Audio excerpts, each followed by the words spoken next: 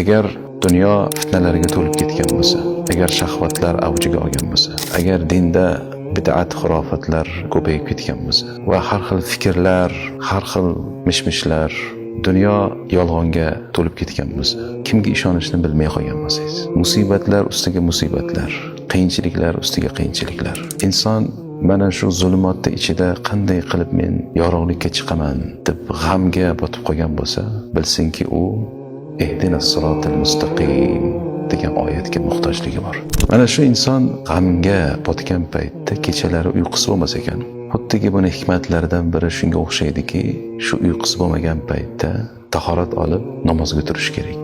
Va ana shu kechani qorong'u zulmatida, hamma uyquda bo'lgan paytda, tinch, sokin bo'lib turgan paytda olamlarni Robbisiga pichirlab yuzlanishi kerak ekan. Ya'ni barcha muammolarni hal qiluvchi va bandalariga mana shu zulumotning ichida maxraj beruvchi, o'ta rahimli, o'ta mehribon bo'lgan Allohga murojaat qiladi banda.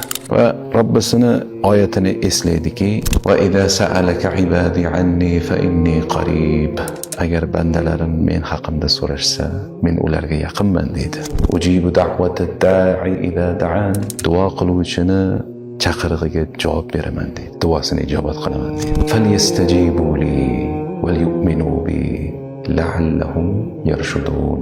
Shunday ekan meni ham chaqirig'imga javob beringlar deydi Alloh taolo. Menga iymon keltiringlar, rushd hidoyatni topishinglar uchun deydi. Demak biz ana shu rushd hidoyatni topishlik uchun Robbimizga munojat qilib, duo qilib yuzlanishimiz kerakki, shoyatki Alloh bizni hidoyat qilsa. Va bizni undan boshqa Mavlomiz yo'q. Bizni undan boshqa najot beruvchi, nusrat beruvchi boshqa Robbimiz yo'q.